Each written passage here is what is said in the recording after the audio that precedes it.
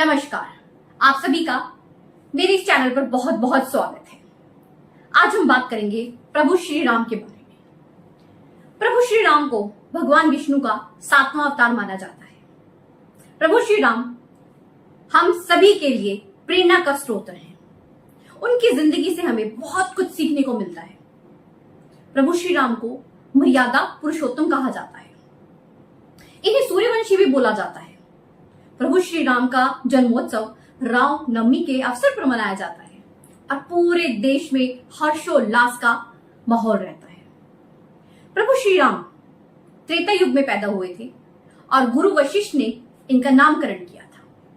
ये सभी बातें तो आप लोग जानते ही होंगे। आज मैं आप लोगों को इस वीडियो के माध्यम से भगवान श्री राम के जन्म से जुड़ी कुछ ऐसी बातें बताना चाहूंगी जो शायद आप लोग नहीं जानते या फिर बहुत ही कम लोग जानते होंगे। वीडियो को स्टार्ट करने से पहले आप सभी से मेरा अनुरोध है कि वीडियोस अगर आपको अच्छी लगती हैं तो प्लीज इन्हें लाइक कीजिए एंड शेयर कीजिए एंड चैनल को सब्सक्राइब जरूर कीजिए। चलिए वीडियो को करते हैं स्टार्ट।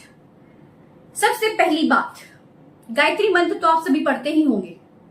क्या आपको पता है गायत्री मंत्र में कुल 24 अक्षर हैं। वहीं वाल्मीकि जी के द्वारा जो रामायण लिखी गई है उसमें 24,000 श्लोक हैं। रामायण के 1000वें श्लोक के बाद आने वाले हर पहले अक्षर से गायत्री मंत्र बनता है। क्या आप लोगों को पता थी ये बात? आइए आगे जानते हैं।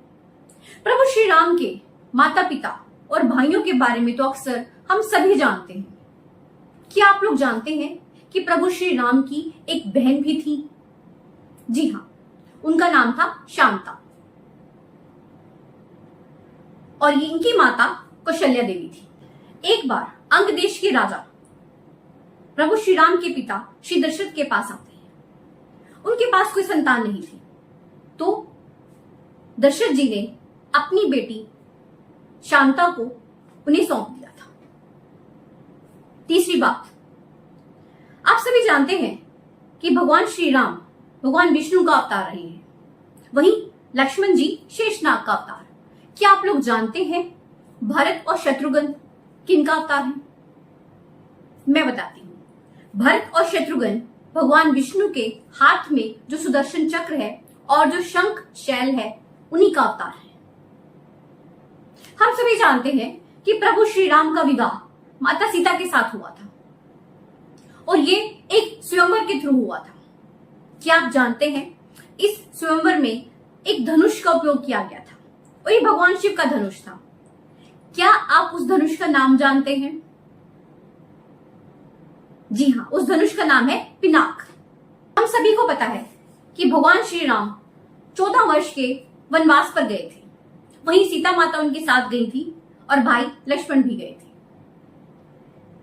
पहली रात जब भगवान श्री राम और सीता मैया सो रहे थे तब लक्ष्मण जी ने निद्रा देवी का ध्यान किया। निद्रा देवी प्रकट हुई।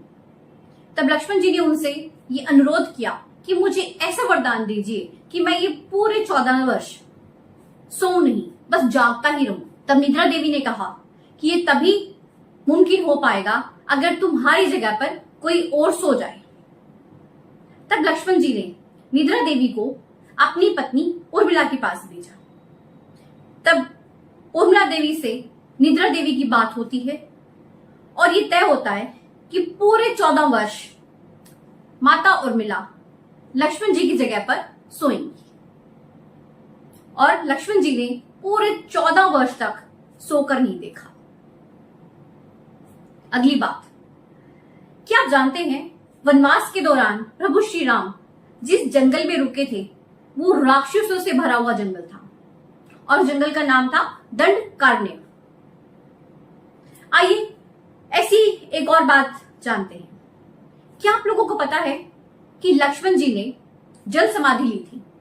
आखिर क्यों ली थी? एक बार की बात है, जब प्रभु श्री राम अयोध्या में राजा के तौर पर अपना कार्यभार संभाल रहे थे, एक दिन यम देवता उनसे मिलने के लिए आते हैं। यम देवता प्रभु श्री राम से बोलते हैं कि जब तक मैं आपसे बात कर रहा हूं हमें कोई भी परेशान ना करे, कोई भी हमें आकर तंग नहीं करे। प्रभु श्री राम लक्ष्मण जी को इस बारे में समझा देते हैं और वो अंदर जाकर यमराज के साथ वार्तालाप करना शुरू कर देते हैं। लक्ष्मण जी बाहर पहरा दे रहे हैं। यमराज जी ने कहा था कि अगर कोई हमारी इस वार्ता को बीच में ही भंग करेगा तो आप उसे मृत्यु दंड देंगे। अब देखिए, होनी बलवान दुर्वासा ऋषि आते हैं और वो अनुरोध करते हैं कि मुझे प्रभु श्री राम से मिलना है।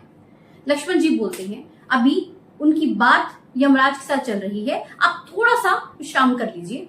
मगर दुर्वासा ऋषि ने कहा कि अगर तुम मुझे नहीं जाने दोगे तो मैं अभी सभी अयोध्या वासियों को श्राप दे दूंगा। तब लक्ष्मण जी ने सोचा, अयोध्या वासियों को श्रापित होने की बजाय मैं ही इसे देख लेता हूं। वो जाते हैं और जैसे ही अंदर जाते हैं प्रभु श्री राम परेशान उठते हैं। उन्हें यमराज को दिया हुआ अपना वो वचन याद आता है। वो गुरु वशिष्ठ से इस बारे में बात करते हैं कि मैंने वचन दिया हुआ है, मैं इसे भंग कैसे करूं। अब मुझे लक्ष्मण को मृत्यु दंड देना होगा, मैं कैसे दे सकता हूं, मेरा तो प्राणों से भी प्यारा भाई है। तब गुरु वशिष्ठ उन्हें कहते हैं कि आप लक्ष्मण जी का त्याग कर दीजिए, ये मृत्यु के ही समान है। जब लक्ष्मण जी को ये बात पता चलती है तो वो कहते हैं कि मैं आपसे अलग होकर नहीं रह सकता हूं, इससे अच्छा है कि मैं खुद के ही प्राण ले लूं। इसी बात पर लक्ष्मण जी ने जल समाधि ले ली थी। क्या आप जानते हैं कि प्रभु श्री राम ने सरयू नदी में डुबकी लगाकर इस पृथ्वी लोक का परित्याग कर दिया था। सच में प्रभु श्री राम के जीवन से हमें इतनी अनमोल बातें सीखने को मिलती हैं। अगर इनमें से हम कुछ ही बातें अपनी जिंदगी में धारण कर लें तो हमारी जिंदगी स्वर्ग बन जाए, चारों ओर शांति ही शांति हो। मैं आशा करती हूं कि आप सभी अपनी जिंदगी में प्रभु श्री राम के गुणों को जरूर धारण करेंगे। ऐसे ही मिलते रहेंगे एक नेक्स्ट वीडियो में।